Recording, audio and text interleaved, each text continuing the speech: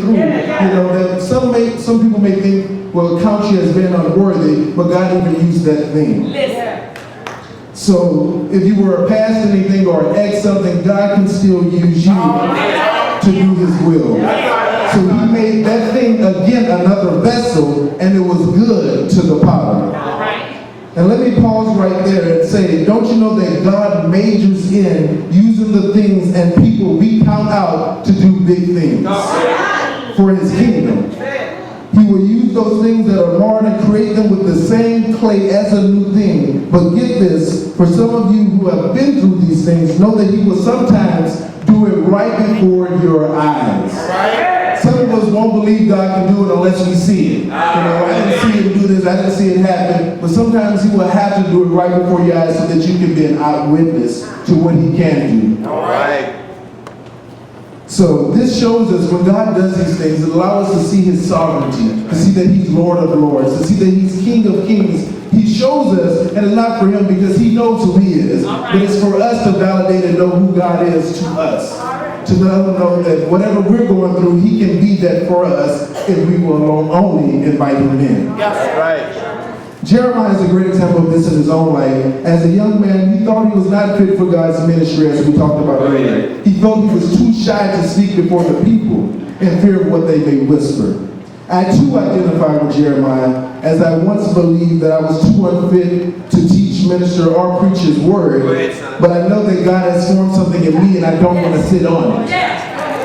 Then my God started showing me valuable lessons of how He is God. And how He can use me to also do great things. Bethany, I was put in situations where I was wrestling with doing God's will or His kingdom. Going to seminary school, going to law school, going back and forth with different things or different people saying those things of what I possibly should do. Letting someone know that God has purposed me, or just letting the burn stay within my stomach until it just ate me up. Staying in Louisiana, or should I leave and come here or come to wherever God has purpose for me to be?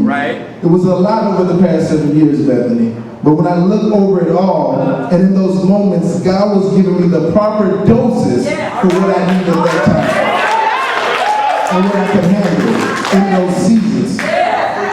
Enough to let me know what His purpose is for me, which is His anointment, and time to recognize His appointment. Because sometimes it can be our time, but it's just not our turn. So when I need to realize that it was my turn, it just wasn't my time to do it. Appointment and anointment lets me know that it may not be my time or my turn, either way. God's will for you to do, so you don't have to worry about in your head, am I ready? Can I do it? Am I qualified? Am I ready to do His will? Because truthfully, the answer is no. You never can be qualified to do God's will. God will do the qualifying.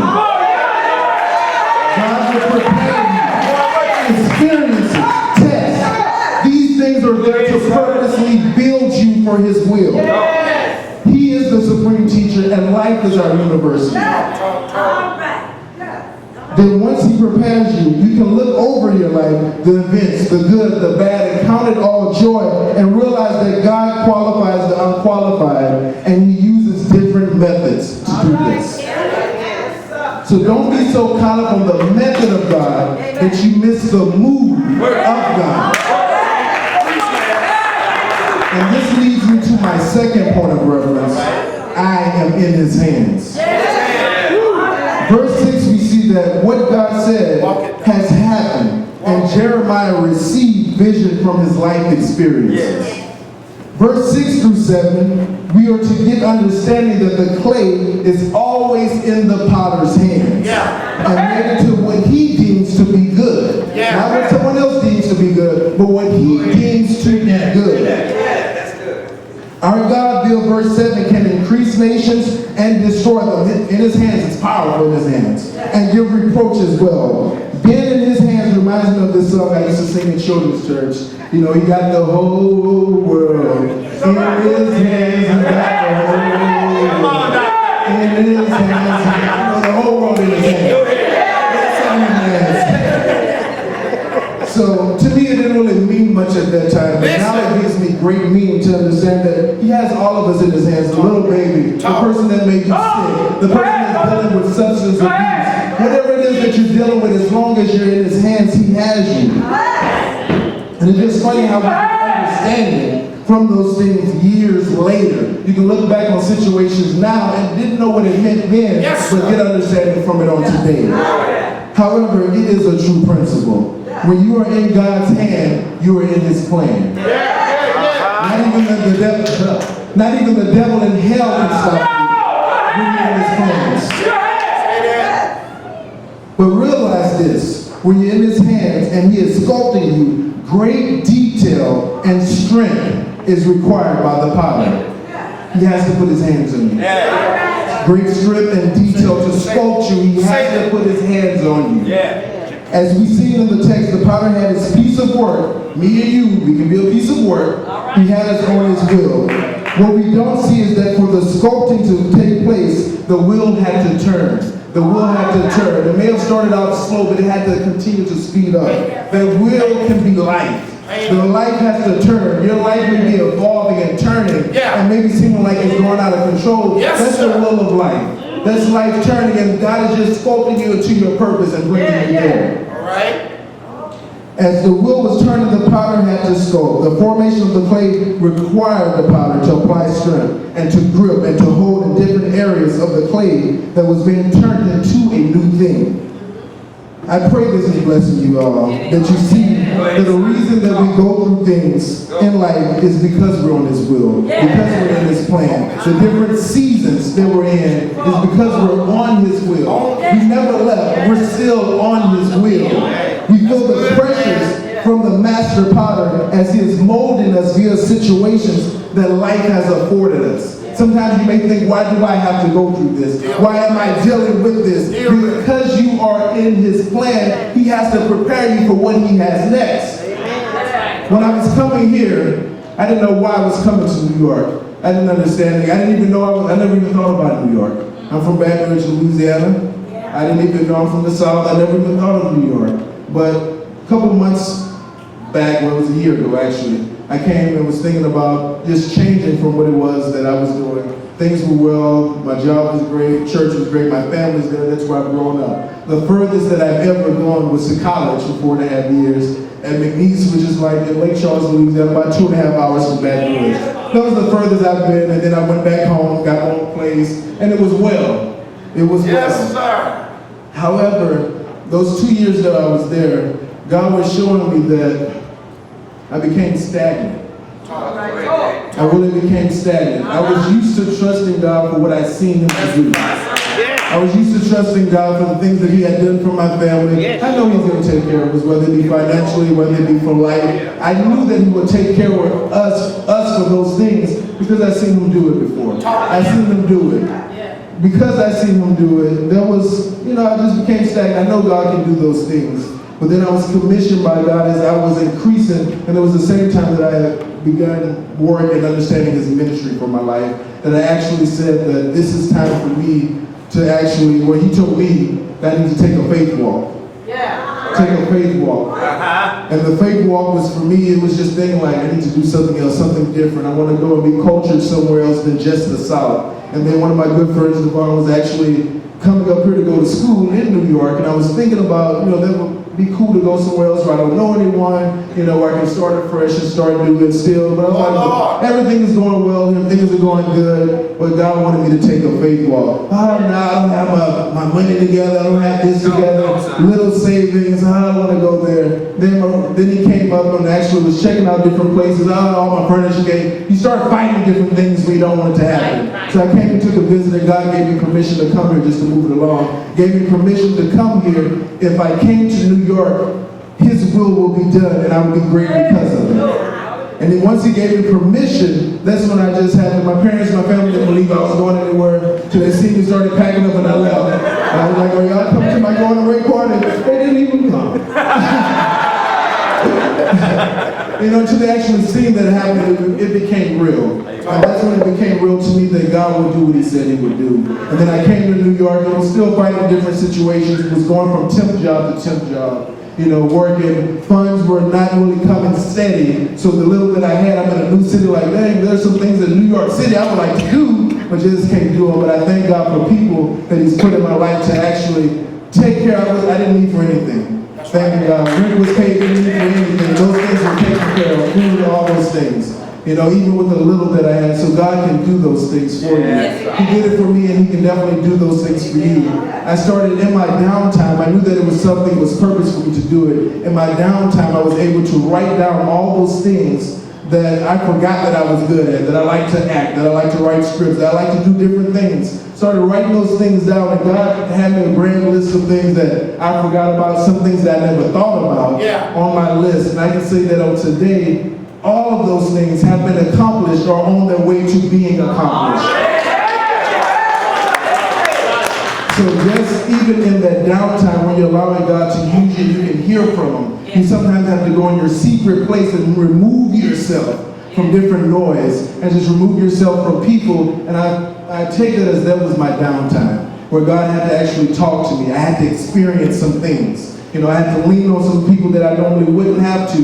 And then God allowed me to see when I got my job in January that, different people that I was going to hoping that they would be able to help me with a job. The thing that I told God, and I'm going to move along, is that once He gets me to the place that He has for me, I will make sure that I share this story to whoever I come across. I've been doing that. I will be remiss not to do that today here.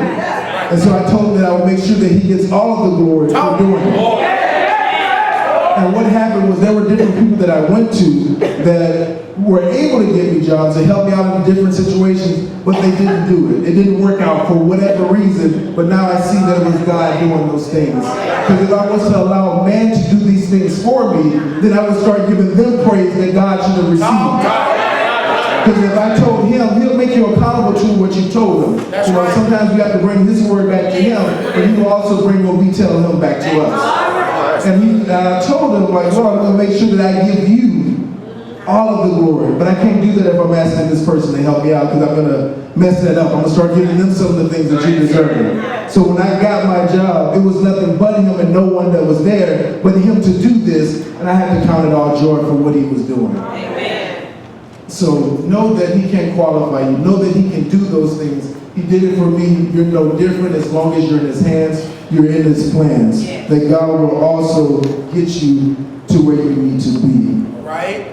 Every lesson is a blessing. Every lesson is a blessing. Realize that when you're on the potter's wheel, you're simply in the potter's will. W-I-L-L. You're in His will. The will of God, you're in the hands of God. When you're in the hands of God, you're in the plans of God. I don't know about you, if I can just get in His hands, I'm all right. I'm okay if I can just get in His hands. There's some people's hands you may want to get into, but if you can just get in God's hands, you are all right. And what that means for your life, and that means for my life, that's purpose. That's purpose. That's what He's trying to do for you, is sculpt you for purpose. The third and final point of reference, and then I'm going to move, is in order to become what God has purpose for you to be, you must go in the fire. When clay has been placed on the wheel, turned via spinning, and shaped into the vessel that the potter is satisfied with, it cannot become a finished product until it has gone in the kiln.